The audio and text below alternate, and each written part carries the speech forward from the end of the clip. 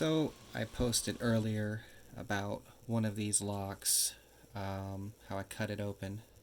This is not the cutaway that I made.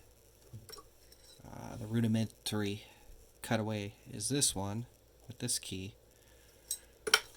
I decided to go ahead and sell the other one. I think what I'm going to do is try to collect every number of these, cut them open, decode them, make keys, and kind of keep them for research and display and collection, you know. So, in order to sell this guy, I went ahead and made a kind of shitty key.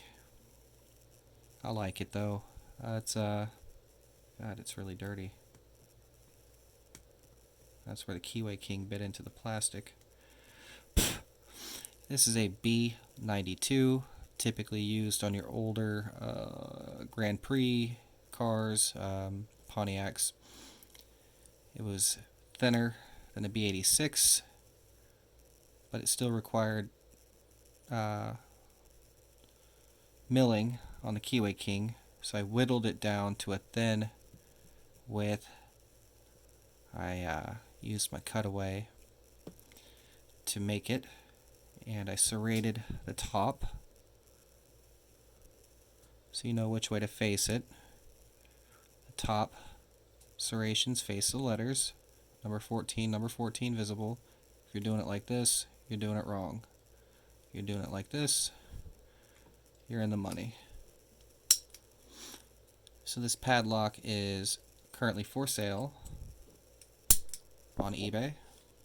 My store is, what is it? Oh shit. Anytime Locksmithery 573, I believe. Just search Street Letter Padlock. Handmade key, I believe is what I put. You can see I also stamped it with the number 14. Just using some good old-fashioned hand stamps, metal stamps. This key may not last forever. It is really thin, and I had to file angles, sweeping angles on the outside cuts, and I also kind of tapered the depth or the width of the bitting cuts so that it'll find its way inside the slot easier, you know, because it's close to the width of the keyway already, so this way it kind of guides itself into the lock. But it's a damn fine key, if I do say so myself. So if you're interested in buying this unique handcrafted key and, you know, vintage padlock combo, check me out on eBay. I'm tired, so I'm probably slurring and sounding like an idiot, but nonetheless, thanks for watching, and hope you enjoy it. I guess I'll go ahead and throw this little puppy into the cutaway so you can see it. Remember, if you buy this, serrations face up towards the lettering. Both numbers should be visible. Let's flip it over, and you will see the wheels all line up, and the fence post, or whatever you want to call it, drops into the pack.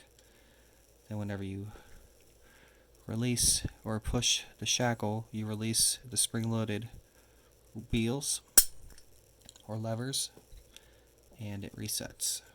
So don't delay, shop today. As Rossman says, hope one of my subscribers buys it. In fact, if you're a subscriber and you buy it, I'll make you a second key. And I'll try hard to make it better than this one. But if I'm being a little honest, I'm quite proud of this key. I think it's cool looking. Looks like a knife almost. Anywho, thanks for watching.